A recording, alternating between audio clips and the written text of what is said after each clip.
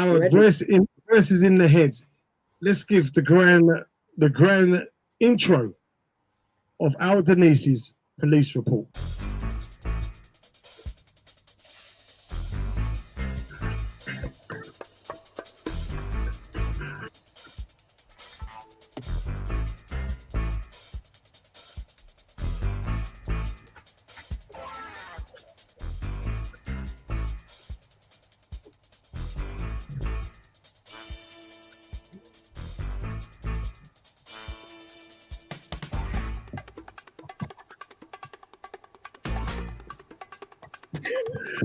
That's enough.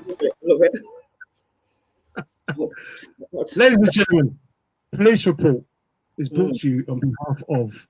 They're gonna catch the man there. Denise, all right. So look, let's put our professional. We're professional anyway. Here's a story which you brought up to me from day dot, and it's regarding a senior police officer of color who literally has had to walk away from a situation. I won't say from a job, from a situation. Yeah. So could you let the listeners know and the viewers who we are referring to? So I hope you remember that here's a picture. This is a picture of novelette Robin Williams. Novelette Robert Williams, as it said, she was found guilty of failing to report, this is in 2019 or 2020, to report that she'd been sent a video with sort of child abuse going on, and she didn't report the details to her boss. So that's just the background to it. So in 2019, she was arrested. Her sister sent her a clip and basically wanted her as a police officer, a senior police officer, to manage it by reporting it to her superiors. But by the time Novelette got to do that, it had already been the other people who had actually seen the video had actually reported it to the police because her sister was a social worker, and her sister put it in a WhatsApp group, and two people from the WhatsApp group actually reported it before Novelette Robin Williams reported to her boss. That was the failure. So unfortunately, the following year, 2020, at the Old Bailey, she was found guilty and was sentenced to 200 hours community service and put on the sex offenders register for 5 years. During that time also, she'd gone to a police misconduct hearing where they found her guilty of gross misconduct and they fired her on the spot. So all that was going on. She had no job, but she had a really good law firm who supported her, and so they appealed against it, and she actually won the appeal. And they said that basically what should have happened is that she should have got a final written warning. Yeah, that's what should have happened to her. So she got back her job. But the Met, being the Met, they were not happy with it. There's a lot more background to this, but I'm going to give you just really briefly. They weren't happy with the outcome because they wanted her out. Whatever happened, they wanted her out. She had been muted to become the next Cressida Dick. Yeah. She was that good. She'd had lots of honors and titles and all sorts of things thrown at her because she was really good at her job. So she got back her job. The police weren't happy, so they said, let's find something else. Yeah. And what had happened, I suppose this is part of her conditions, is that she shouldn't have had, she's supposed to declare bank accounts, bank credit cards, etc., etc. So it would appear that they found that she hadn't declared that she had another bank account and a credit card. So they used that again. So what they did, they said, right, we want you to go to magistrate's court, and you'd get to be summoned to magistrate's court.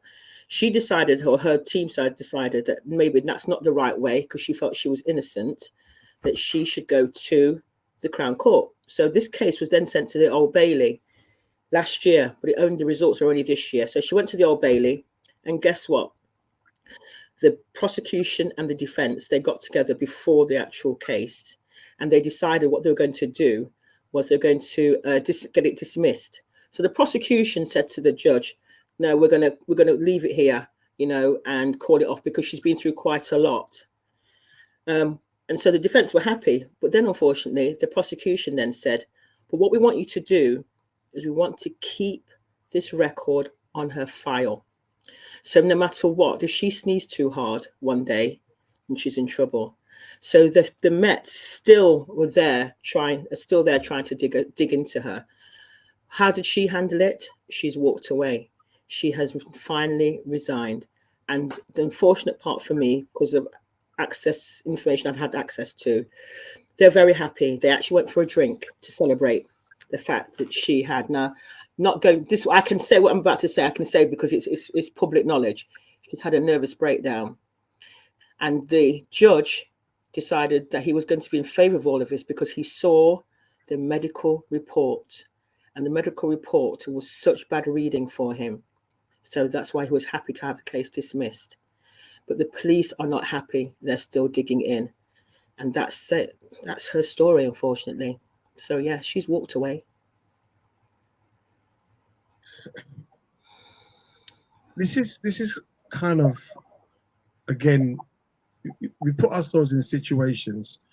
We ask for, from a senior level, to see diversity, and when we do get a person from outside of the norm, delivering a job or delivering the best they can, and they do not look like the old boys network, and I would say the old boys network.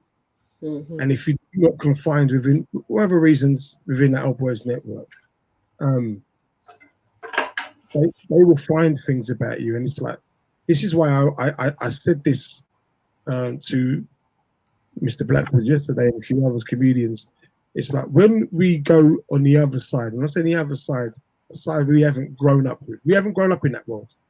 And when we're in their world, keep your foot in your community. When I say your community, I'm talking about the area you grew up with, the people who think like you. Or if you are from a community which is predominantly working class, there's no, and we get and understand that you have to leave certain lifestyles behind, but the true people will always have your back and they will understand. So I recognize that there are people I know within the industry that they can't be seen or associate themselves in specific areas. I get that. I'm not going to look at them and say, I'll use a lot of this. But it's very much still keep your DNA within your area. And I'd be interested to know how many people who look like Robin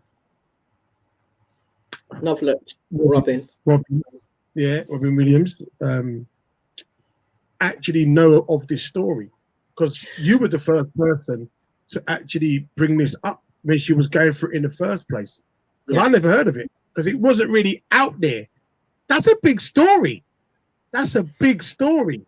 That's the most senior black officer in the Met. I've spoken to Madam Hadari, who was at the time the most senior, only because this woman was under suspension at the time.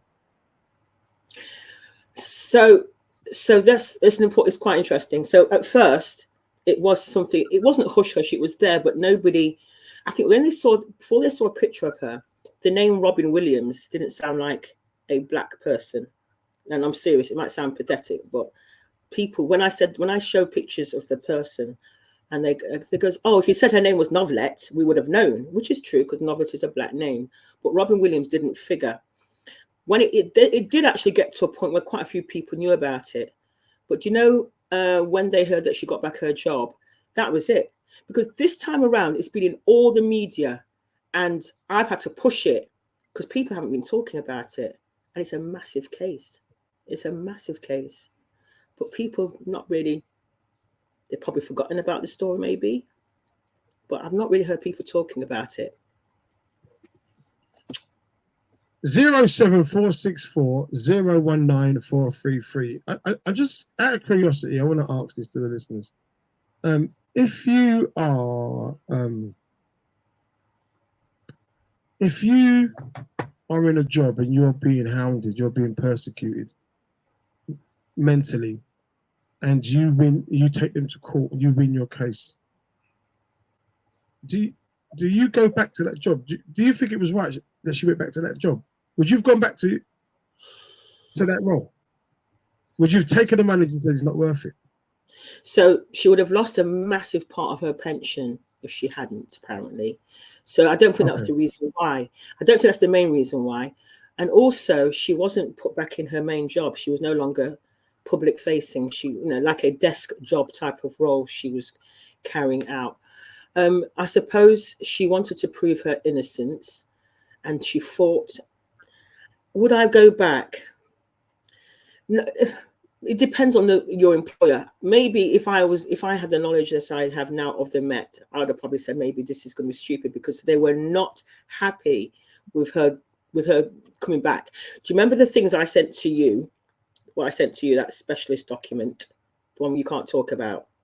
Yeah. That's right, yeah. When that happened, when that situation happened, in that group, they said she better not come back or try to, because we'll make sure she's out.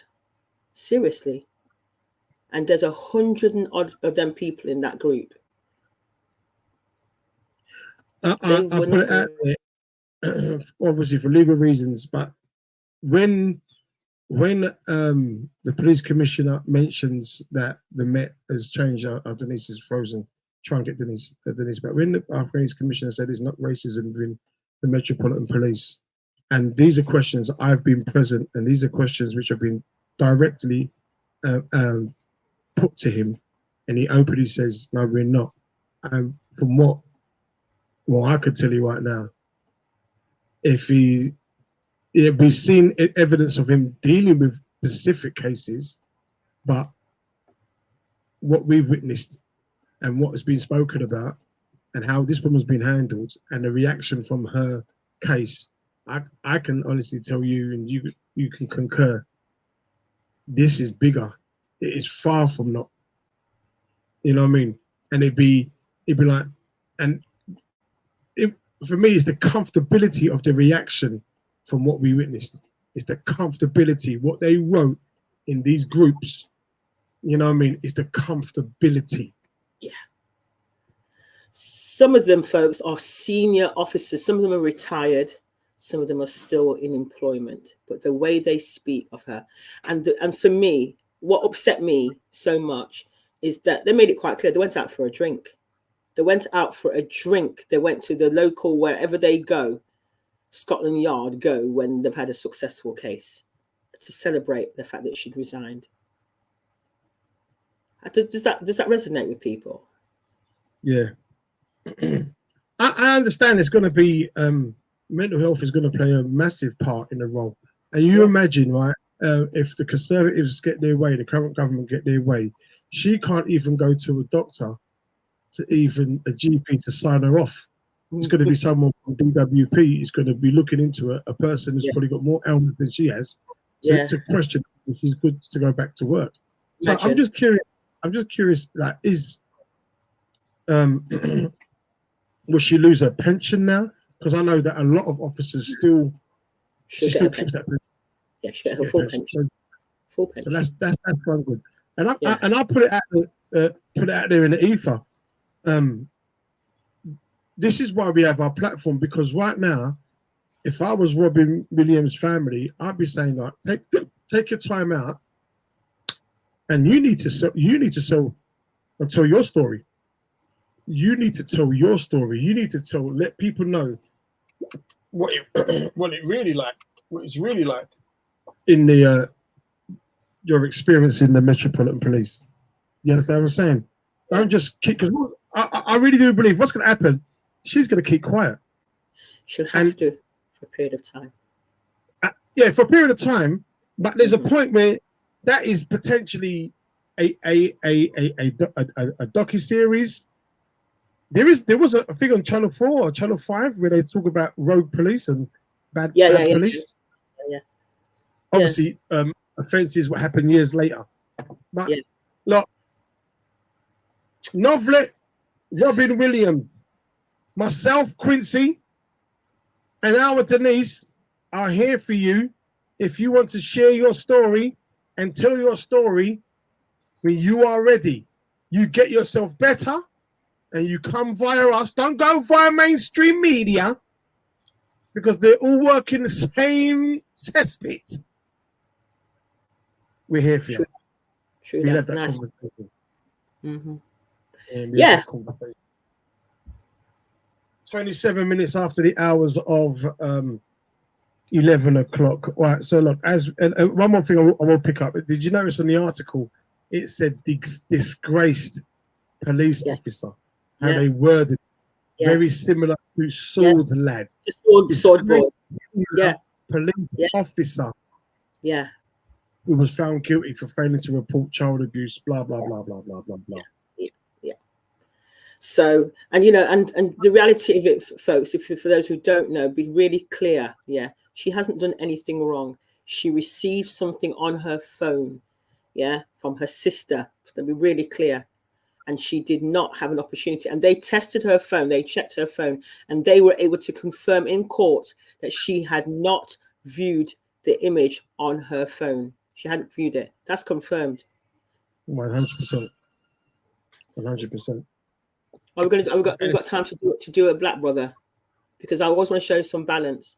Or not? We've got time to do Cliff. No, let's do it before Martin comes on. So I just tell people, look, we've got 2 minutes of 99.8.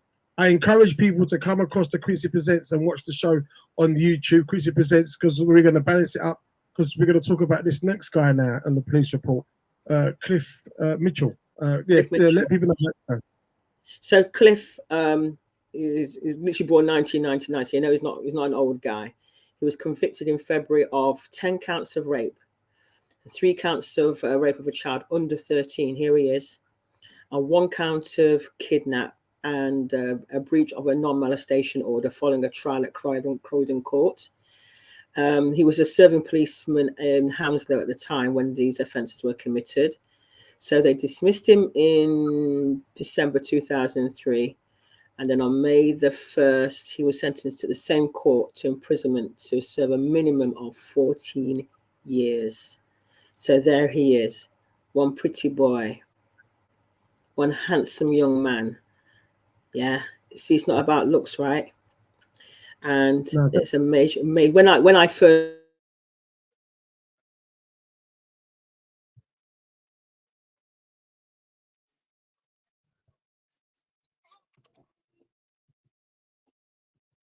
Our Denise seems to be frozen again, so we can try and get our Denise. So Clifton Mitchell was the young man who was sentenced in May, minimum 14 years, 10 counts of rape to young children and girls under the age of 13 years old. And it just lets you know, ladies and gentlemen, there's something about when people put these badges on, it turns them.